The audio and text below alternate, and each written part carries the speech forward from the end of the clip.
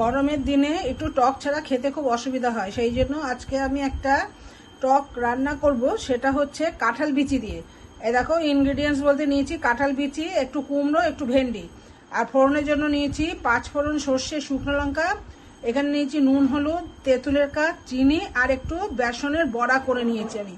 এই দিয়ে করব আজকে একটা টকের রেসিপি। হ্যালো, কেমন আছো তোমরা সবাই? আজকে দেখো যে আজকে কাঁঠাল বিচি দিয়ে একটা টকের রেসিপি করব।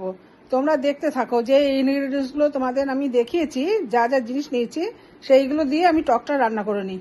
চলো আমি রান্নাটা শুরু করি। রান্না করার জন্য আমি আগে ভেন্ডিগুলোকে একটু ভেজে নেব। টকের জন্য আমি দেখো ফোড়নটা দিয়ে দিলাম। ফোড়ন দিয়ে কাঁঠাল বিচি কুমড়োগুলো দিয়ে নুন হলুদ দিয়ে এগুলোকে আমি এবার একটু ভেজে নেবো।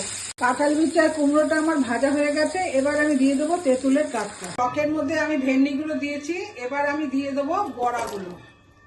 ফুটে উঠেছে, এবার আমি দিয়ে দেবো চিনিটা। চিনিটা দিয়ে আমি একটু ঢাকা দিয়ে দেবো।